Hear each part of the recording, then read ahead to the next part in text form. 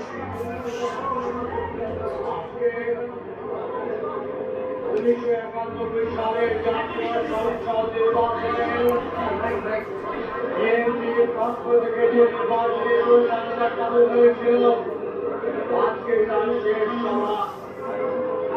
এই সভায় আপনারা দূরান্ত থেকে লক্ষ্য করেছিলেন।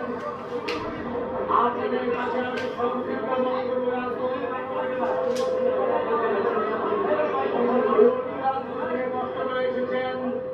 আপনাদেরকে আমি আমার অঞ্চলে অন্তঃস্থল থেকে ধন্যবাদ জানাচ্ছি। আর শহীদ জিয়া দেবী সৈনিকরা আজকের সভার আয়োজন করেছে, তাদেরকে আমি আমার অঞ্চলে অন্তঃস্থল থেকে ধন্যবাদ জানাচ্ছি।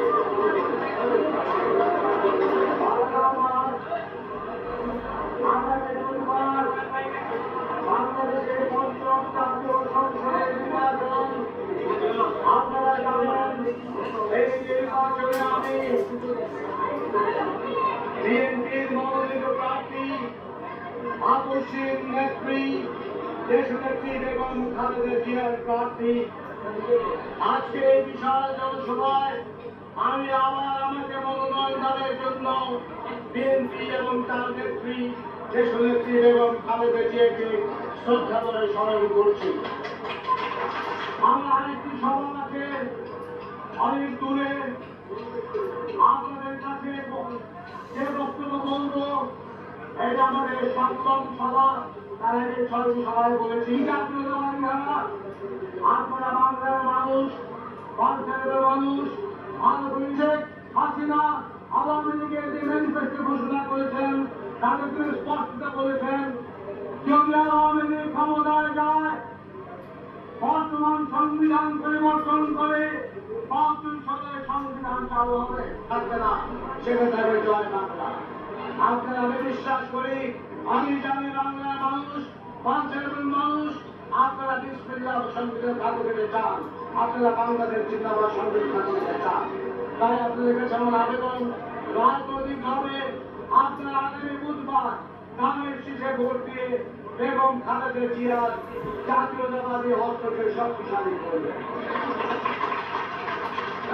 আপনারা শুনেছেন অনাচার অত্যাচারের কথা, আপনারা শুনেছেন খুন হাজারের কথা। আরেকটা কথা যেগুলো আজকে ধরে বলা হয়নি, আপনারা কি জানেন বিনা বিচারে আটক রাখার বিশেষ স্পেশাল পাওয়ার অ্যাক্ট, বিশেষ ক্ষমতা আইন 19৭৪ সালে আওয়ামী লীগের সরকার যখন ক্ষমতায় ছিল তখন আওয়ামী লীগ সরকারি বিনা বিচারের আটক রাখার অগণতান্ত্রিক কারাকানুন ব্যবস্থা চালু করেছিল। আপনারা কি খবর জানেন যে দেশের যদি গণতন্ত্র হত্যা করে থাকে, যে গণতন্ত্রকে ছাত্র, শ্রমিক, কৃষক, মেহনতি মানুষ এদেশের মানুষ পুনরুদ্ধার করেছে, সেই গণতন্ত্র হত্যা করেছিল আওয়ামী লীগ এবং আওয়ামী লীগের তৎকালীন সভাপতি শেখ মুজিবুর রহমান পাকিস্তান প্রতিষ্ঠা করে জগতের দেশের সকল সংবাদপত্র বন্ধ করে দিচ্ছিল, সকল রাজনৈতিক অধিকার হরণ করে দিয়েছিল। আজকে শেখ হাসিনা বাকশালের কথা বলেন না, একদলের শাসনের কথা বলেন না, বরং দুঃখ হয়, লজ্জা হয়, হাসিও পায়। শেখ হাসিনার নমিনি ক্যাপ্টেন দাস থেকে গত বৃহস্পতিবারে এখানে সবাই বলে গেছেন আমার নাগরিকত্ব নিয়েছিল নাকি কি কারণে। 1975 সালের 14 আগস্ট আমি সহ আরো 6 জনের নাগরিকত্ব তৎকালীন সরকার নিয়েছিল, এগুলো ঠিক। আমার কাছে চিঠি আছে, জনম রাষ্ট্রদূতমূলক অপরাধের অভিযোগে আমাদের নাগরিকত্ব দিয়েছিল, কারণ আমরা পাকশাল ব্যবস্থা, একদলীয় ব্যবস্থা, গণতান্ত্রিক উল্টা ব্যবস্থা আমরা বিরোধিতা করেছিলাম।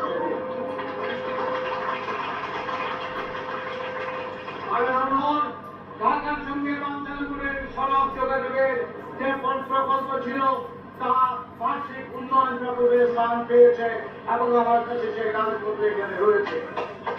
রাস্তার কাজের কাজ হয়ে গেছে, রাস্তার জরিপ সম্পূর্ণ হয়ে গেছে এবং নির্ভর করবে কে আপনাদের পরবর্তী প্রতিনিধি হবে, কে আপনাদের এমপি হবেন, যখন এই রাস্তার বাকি কাজ সম্পন্ন করতে পারবে, অর্থাৎ সামনের পরে যে কাজ।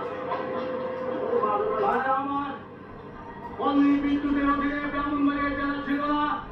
আমি এমপি হওয়ার পর আমাদের প্রচেষ্টায় ব্রাহ্মণবাড়িয়া জেলায় পল্লী বিদ্যুৎ স্কিম গৃহীত হয়েছে এবং পল্লী বিদ্যুতের অধীনে বাঞ্ছারামপুরের প্রথম পল্লী বিদ্যুৎ ব্যবস্থা চালু হবে। এটা সরকারের সিদ্ধান্ত।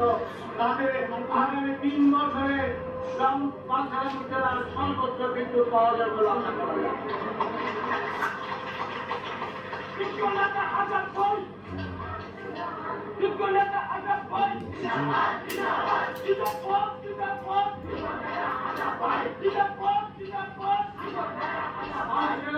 আদর্শ উপজেলা হিসেবে গৃহীত হয়েছে এবং আদর্শ উপজেলার জরিপ কাজ এখন চলছে বাঞ্ছারামপুরে।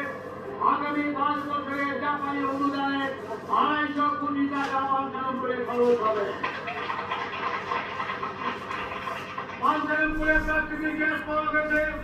এরশাদ সরকারের তৎকালীন ভাবনা প্রতিমন্ত্রী গ্যাস উত্তোলনের কাজ বাচ্চাদের কাছে মূলত করে নিয়ে যাওয়ার চেষ্টা করেছিল। আমার চেষ্টায় সেটা তারা সম্ভব করতে পারেনি এবং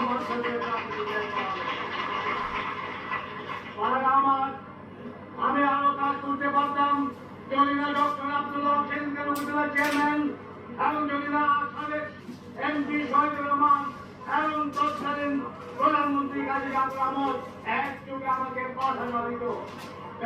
তৎকালীন প্রেসিডেন্ট সব রাস্তায় কাজ শুরু করার জন্য বাঞ্ছারামপুরে কর্মসূচি দিয়েছিলেন, কিন্তু তারা সব একযোগে মিলে জাতীয় পার্টি বলে আমি জাতীয় পার্টি না বলে তারা সেই প্রেসিডেন্টের শহরে আন্দোলন বন্ধ করে রেখেছিল। যেমন ভাবে তারা বাধা দিয়েছে আপনাদের সাহায্যে আল্লাহ রহমতের সেই বিরোধিতার মোকাবিলা করে আমরা আপনারা এখনো ঠিক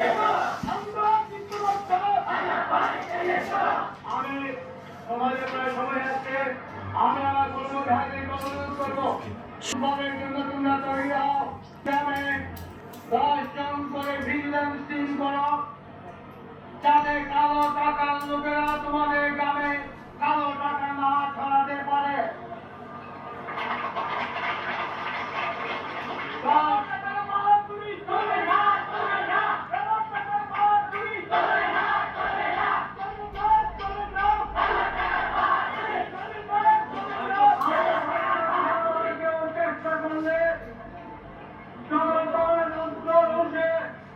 তাদেরকে বলে দিতে হবে আমি সেই সম্পর্কে সকলকে হুঁশিয়ার করে দেই। প্রতি গ্রামে 10 জনের একটা টিম করবে। মা, খালা, ভাই, বোন, চাচা, চাচি, মামা, মামিদের আজকে সভা থেকে যাওয়ার পর কেবলমাত্র ধানের শীষ তাদেরকে বুঝাবে। 10-20 জনের টিম করবে। বুধবার সকালে ফজর নামাজের পর থেকে তাদেরকে পোলিং বুথে বা ভোট কেন্দ্রে নিয়ে আসবে এবং নির্বিঘ্নে ভোট দেয় সেই নিশ্চয়তা বিধান করবে। আমার এই প্রসঙ্গে একটা কথা আমি বলি, চেয়ারম্যান মেম্বার সাহেবদের প্রতি আমার একটা কথা আছে। আপনারা কেউ আইন ভঙ্গ করে কোনো প্রার্থীর পক্ষে গুন্ডায় চলে বা পায়ে হেঁটে কাজ করছেন, এটা আইন বিরুদ্ধ কাজ। আজকে থেকে আপনারা বন্ধ করুন। কোন চেয়ারম্যান মেম্বার কোন প্রার্থীর পক্ষে কাজ করতে পারবেন না।